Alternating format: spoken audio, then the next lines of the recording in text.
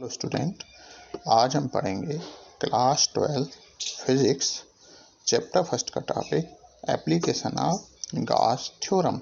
इसमें हम अभी पढ़ने जा रहे हैं electric field intensity due to uniformly charged infinite plane sheet. ठीक है, तो इसके लिए हम सबसे पहले देख लेते हैं कि ये हमारी है यूनिफॉर्मली चार्ज इनफाइनाइट लेंथ की एक प्लेन शीट है। ठीक है, ये किससे चार्ज है? हमने कह दिया ये चार्ज है sigma coulomb per metre square से। ठीक है, इससे ये चार्ज है। अब इसके लिए हमें क्या निकालना है? Electric field intensity. तो हम मान लेते हैं कि इसके चारों तरफ एक गासीय सरफेस मानना है। तो किस फॉर्म में रहेगा गासीय सरफेस? सिलेंड्रिकल फॉर्म में है। ठीक है, किस फॉर्म में है? सिलेंड्रिकल फॉर्म में। अब सिलेंडर के हमने देखेंगे तीन पार्ट हैं, एक बेस हो गया और अपर में, दोनों किस फॉर्म में रहेंगे? ये सर्कुलर वाले, और एक रहेगा थर्ड पार्ट इसका कर्व्ड सरफेस एरिया का। ठीक है, अब हम देख लेते हैं कि इस फिगर में इसको रखा, ये देखिए। ठीक है, अब इसमें हमें देखना है कि इनके बीच का क्या देखते हैं हम? ई ds3, ठीक है, ई ds1 और ई ds2, ये तीन हैं। तो ई और ds के बीच में एंगल ई हो गया आपका इलेक्ट्रिक फील्ड इंटेंसिटी, और ds1 ds2 ds3 ये क्या है? जो पार्ट हैं उनसे रिलेटेड क्या है? सरफेस एरिया के वेक्टर।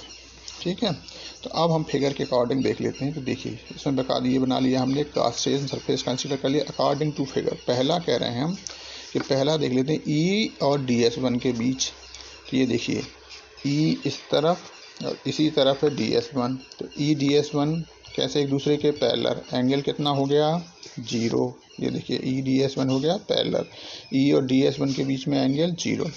दूसरा देख लेते हैं, दूसरा हमारा है ये ई इसी तरफ और ds2 भी इसी तरफ, ये दोनों भी एक दूसरे के पैरेलल। फिर से इन दोनों के बीच का एंगल, ये देखिए, ये दोनों पैरेलल हैं, तो इनके ई और ds2 के बीच का एंगल फिर से 0।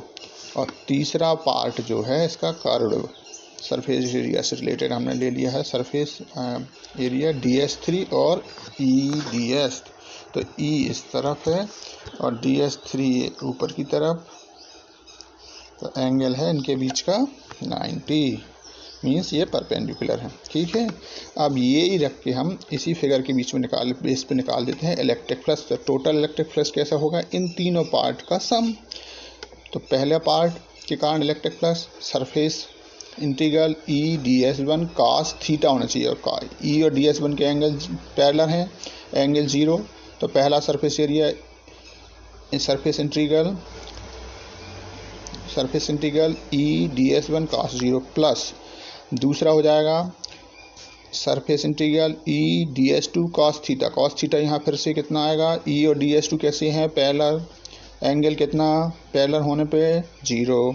तो ई ds2 cos 0 प्लस तीसरा पार्ट कर्व सरफेस एरिया वाला।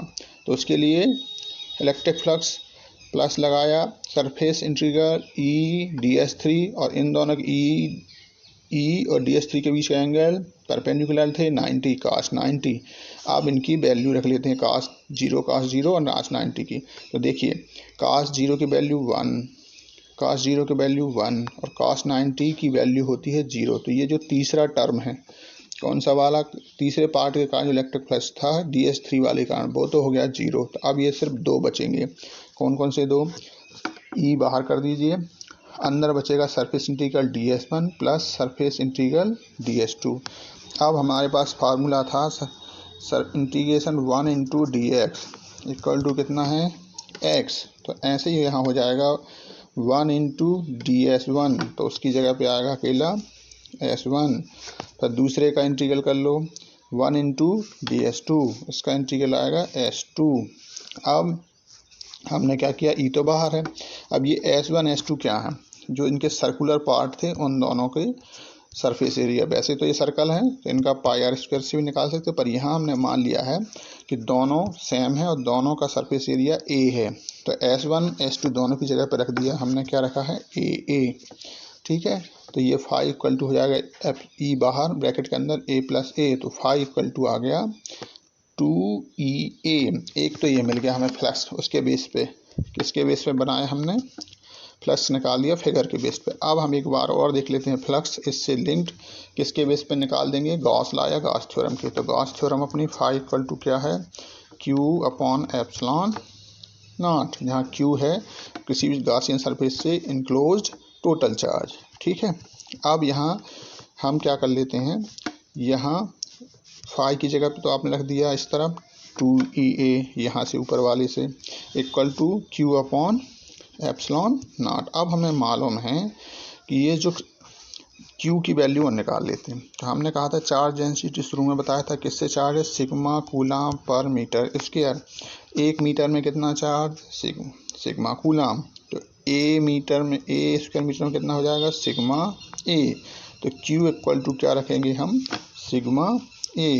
तो क्यू की जगह पर रख दिया आपने कितना? Sigma A.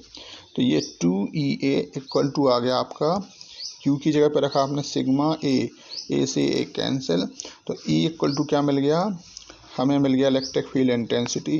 E equal to कितनी आ गई? Sigma upon two epsilon naught. अब जरा ध्यान दीजिए इसके राइट हैंड साइड में sigma upon two epsilon naught, यहाँ पर इस तरफ आर नहीं है। आर मीन्स डिस्टेंस इस प्लेन शीट से कितनी दूरी पर हमें निकालनी थी इलेक्ट्रिक फील्ड इंटेंसिटी। तो इस वाले में राइट हैंड साइड पे आर कहीं नहीं है, तो इसका मीनिंग जो है ई जो है वो प्लेन शीट से जब हम इलेक्ट्रिक फील्ड इंटेंसिटी निकाल रहे हैं वो डिस्टेंस पे डिपेंड नहीं करते हैं। तो ई प्रोपोर्शनल होगी आर की पावर 0, और किसी की पावर हमने 0 लगा दी है तो उसका वैल्यू क्या आएगी? 1। तो इससे ये प्रूफ हो रहा है कि जो इलेक्ट्रिक फील्ड इंटेंसिटी है किसके कारण? Uniformly charge infinitely long plane sheet के कारण, वो रहेगी independent of distance from sheet. Sheet से डिस्टेंस पर डिपेंड नहीं कर रही है, चाहे सीट के पास निकालें चाहे सीट से दूर निकालें, दोनों सिचुएशन में आपको इलेक्ट्रिक फील्ड इंटेंसिटी सेम रहेगी। Thank you.